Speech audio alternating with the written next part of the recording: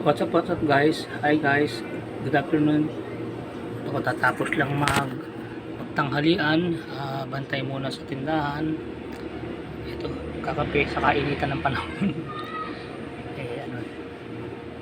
Iinom kasi ko ng gamot eh. Gusto ko kasi pag uminom ko ng gamot, kung gusto kong panulak kape. Parang naano ko sa tubig. Gusto ko natatanggalan ang lasa ng gamot. Yung ano lang naman ang iniinom ko sa tanghali, yung nag-iisa lang naman yun. Kung nakalimutan ko sa umaga yung gliclazide tapos aspirin talaga hindi ako nagpapaano nun kasi maganda yung aspirin sa katawan sabi ko dito na ako sa tindahan muna. Ilang araw din ako na hindi nakapag-upload mga guys kasi yung di ba inabot tayo ng bagyong si Dahuan. Buti umaraw na, medyo maganda na yung klima. Nakabiyahe na kanina sa Subic na Malengke. Tapos ihinatid ko yung anak ko dun sa winidro niya yung yung konting biyayang sweldo na natanggap. Hinatid ko siya dun sa ATM sa may PPI ba yun? Oo. Ito katatapos lang kumain. Nag-blow out ng ulam, siya sumagot ng ulam ngayon, yung bunso namin. Sabi ko sa misis ko, bagay na bagay yan pag may Sprite kasi bumili ng masarap na ulam ang bunso kong anak bumili siya ng Chokes to go. Wow, yun. Okay ang kain. Sabi ko sa misis ko, bagay yan pag may Sprite sabi niya, tumigil ka na, wili ka naman. Kasi ang sabi niya sa akin, pag nag-i-sprite siya, pandigay lang daw. Nung isang araw, nung nag-sprite siya, may kwento ko lang. Parang inano ko siya, yung binuyo ko siya. Sabi ko, maganda mag-sprite tayo, pandigay lang. Nakuha ko naman sa ganun. Nagbukas ng sprite, tapos tiniran niya ako. Ngayon, siyempre may chokes to go. Sabi ko, parang bagay, sprite yan ba? Pandigay lang Sabi ba naman sa akin tumili ka nga, nawili ka naman. Sabi ko, sige na nga, wag na. Parang sabi ko, you're so unbearable. Kasi pag sa kanya ang katwira niya pandighay lang, pag ano sabihin ko ngayon pandighay lang, nawili naman daw ako. Sabi ko sige na nga, wag na. Ngayon iinom ako ng gamot, binibigay niya sa akin ng kalating Sprite, hati daw kami, binibigyan pa rin ako. Sabi ko wag na kasi madodoble sugar ako kasi magtitimpla ako ng kape. Tinanggihan ko na, binibiro ko lang naman siya kung sabi ko, parang bagay ang Sprite niya pandighay lang sabi ko, ba't pag sa'yo pandighay lang, pag sa akin bawal. Tawa lang ako kanina sabi, bili ka nga, nawili ka naman. Sabi ko, sige, di wag na.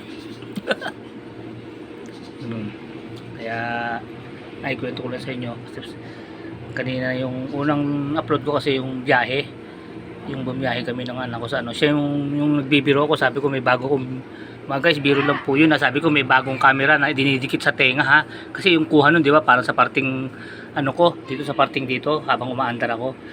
Hindi po camera yon, hawak-hawak nung anak ko yung camera, tinapat sa tenga kung ganoon, para pag habang nakasakay siya yung nagka-camera kasi siyempre nagda-drive ako. Kaya di ba nagbiro ako, sabi ko bagong bili tong camera na to kinakabit sa may bandang tenga.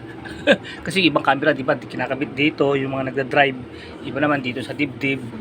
Basta iba-ibang camera habang nagda-drive ka kahit di mo hawak. Sabi ko ito bago tong labas ng sa parting tenga kinakabit kasi na parting dito nung umandar ako, dito yung tinapat yung camera Sabi ko sa anak ko, sabi ko, nak, sige, kasi sumabay siya sa akin dahil sabi niya magkano raw siya sa niya, dahil kukunin niya yung kanyang salary. Sabi ko, sige, pero anak, favor lang paki-videohan mo nga yung kalsada kasi hindi ako pwede mag-video ng hawak-hawak ko yung manibela Pumayag naman siya. Sabi ko, itapat mo rito sa may harap ng minamaneho ko. Tinapat niya rito sa may bandang tenga ko, ganun. So, kaya habang umaandar kami, nabibidyohan ng kalsada. Sabi ko, bagong camera to mga guys kinakabit sa parting tenga. Napag-isip-isip ko, nako, baka maniwala naman yung mga sinabi ko na yun, kailangan ipaliwanag ko. Cellphone lang po yun, tinapat sa may bandang tenga ng anak ko, doon siya nag-video habang umaandar kami. Ayan maganda na po ang klima, tingnan nyo po. Ayan ito yung harap namin, medyo maliwanag na yung araw, katanghalian, tapat, ganda ba ng oras na Ay, ano, 1:30. Kaya tirik ang araw, oh. Mga bata, tuwan-tuwa na naman. Takbuhan ng takbuhan kahit anong init, eh, oh. Kasi ilang araw silang bitin sa laro, eh. Ngayon, kahit init, naglalaro sila. Takbuhan ng takbuhan, oh. Ayun sila, oh. Mga kabataan dito, kahit anong init, takbuhan ng takbuhan, eh. Sabagay ako nga, kahit anong init, kape ng kape, kakape. Pareho lang. Iinom kasi ko ng aspirin, eh. Ito po, aspirin. Maganda po kasi sa puso itong aspirin.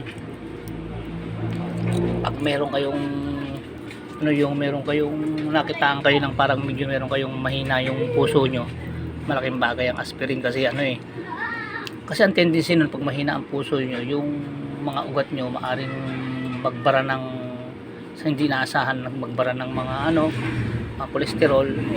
Pag nagme-maintain ka ng aspirin lagi, yung ugat mong maliliit na gabuhok, lumalambot yun, parang nagiging lastiko, kaya kahit magbara yun, hindi basta-basta puputok. Kumbaga flexible, malambot, lumalambot siya, parang protection mo para lumambot ang ugat mo.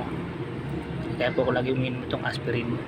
Pero syempre, nasa Diyos pa rin ang tiwala ko. Syempre tumatawag pa rin ako sa Kanya na gawing epektibo sa akin to.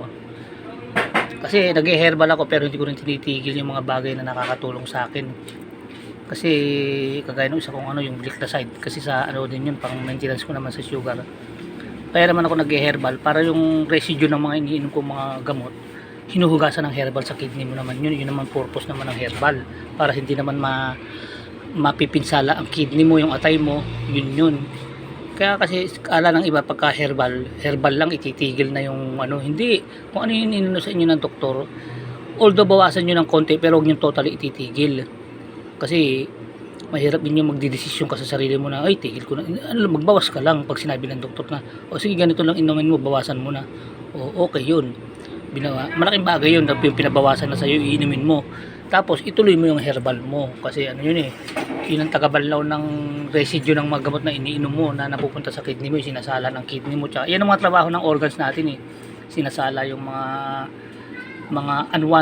unwanted chemical na pumapasok sa katawan natin, sinasala ng kidney natin, ng atay natin, ng apdo natin, sila yung taga disposal nun. Kaya pag mahina ang kidney natin tsaka atay natin, dun tayo nagkukos ng sakit. Kaya kailangan palalakasin natin sila, kumbaga lagi natin silang paliliguan.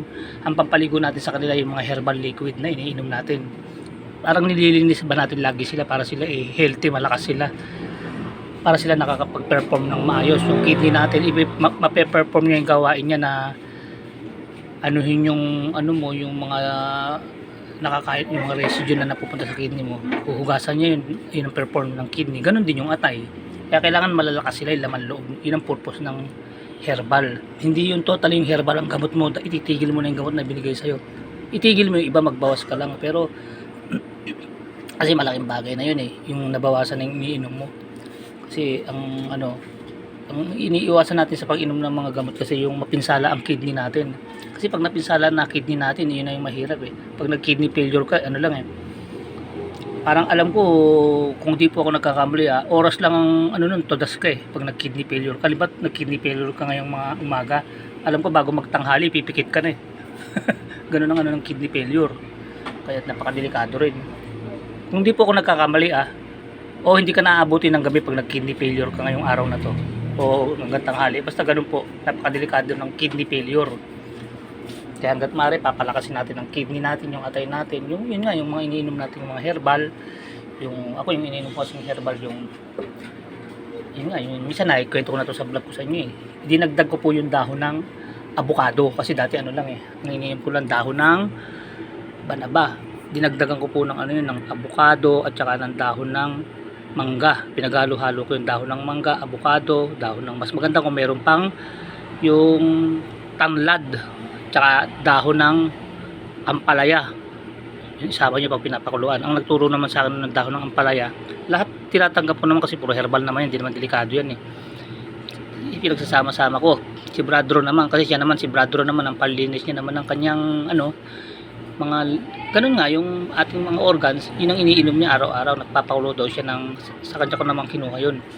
Alam niyo po yung dahong ampalaya, kahit yung ampalaya ligaw, pakuluan, ginagawa niya, pinapakulo niya sa isang araw yun, nag-iipon siya ng mga hanggang 1.5 na ano yung sa Coke, pinupuno niya yun pag malamig na, kasi ilalagay niya sa rep, araw-araw iniinom niya 1.5, linis na linis ang ano niya, ng kidney, maghapon siyang iihi, ang ganda sa katawan nun, tapos mapait pa yun, lilinisin din ng natin yung sa atay natin, kaya yun, idinagdag ko yun, yung mga dahon, lahat yung pinagsasama-sama ko yun, banaba, abukado, dahon ng ampalaya, kung haluan nyo pa ng tanglad, lalong mas maganda pa po,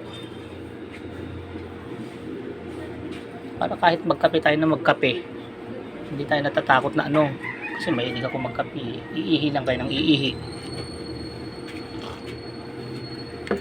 Kasi mahilig ako magkape, hindi ko mapigilan ng sarili ko kasi masama ako tutusin sa ano yung kape unang-una masama sa ano, kasi sugar to sa diabetic mo, tapos sa kidney mo rin, baka magka-UTI ka. Yan ang ano sa mga kidney, yung kape, soft drinks, hindi ko mapigilan pinipigilan ko na lang ang sarili ko sa soft drinks, pero sa kape talagang hindi ko mapigilan, kaya ang ginagawa ko na lang, tinitiis ko na lang yung lasa ng mga herbal na yun, kasi may kapaitan po talaga, titiisin nyo lang ang ginagawa kong technique, nilalagay ko sa rep, ginagawa ko siya yung inumin ko pag kumakain ako, kasi pag malamig hindi mo na malalasahan ng pait pinagalo-halong dahon ng banaba, dahon ng abukado, dahon ng guyabano, dahon ng mangga, dahon ng bayabas, at saka dahon ng ampalaya. Napakagandang pang ano. Ewan ko sa ano ko rin, narinig ko lang naman din sa mga herbalist yun, pero tingin ko tama naman, wala namang masamang idudulot sa katawan natin yun, dahil herbal yun yun, ganun po, yun ang iniinom ko. Ngayon iniinom ako ng ano ko, gliclazide tsaka aspirin, kaya nagtimpla ako ng kape. Sabi ko dito muna ako sa sabay vlog na rin, kasi matagal na ako hindi nakakapag-vlog pagkwentuhan sa inyo, dahil nga nag-uulan, di ba? Nakatamad kasi magano pag nag-uulan yung halimbawa lalabas ka o magbibideo mababasa-basa ka lang. Ang halos gawain mo na pag nag-uulan, bahay, kain, tulog, ganun, luto, tinda, ganun. Tapos siyempre, number 1, yung pagdalo sa pagtitipon sa charts. Yun ang dun lang bali umiikot ang ano panahon ko oras ko. Basta ang pinakahalaga yung pagdalo sa paglilingkod sa Diyos. Yun ang uubos ng oras ko. Tapos uwi sa bahay, tulong ng konting maitulong sa tindahan, pabibilin ako ng soft drinks, pabibilin ako ng konting paninda sa palengke, ganun lang ang buhay ni Kuya Mon.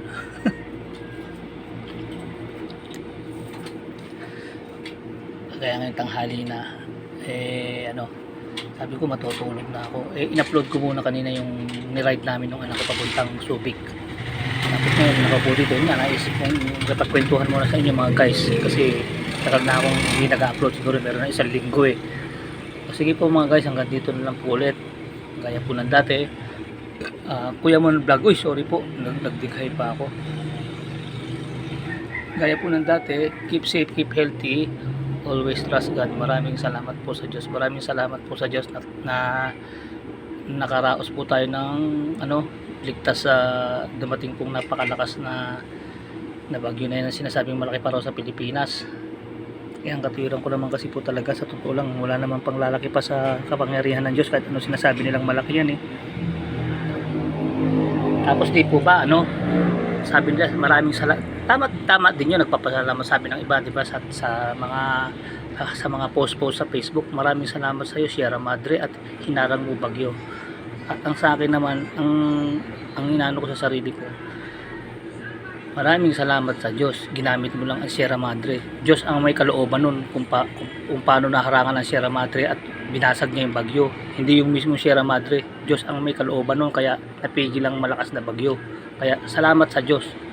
Anyway, sige, salamat na rin sa iyo Sierra Madre, damay na rin kita, pero mas salamat sa Diyos dahil siya ang nagpahintulot nun. Walang kakayahan yung Sierra Madre na yun, wala namang isip yun Diyos ang may kagagawa ng lahat. Sige po mga guys, nandito na lang po. Maraming salamat po sa inyo. Keep safe, keep healthy, always trust God. Maraming salamat po sa Diyos. Bye bye po. Thank you po for watching.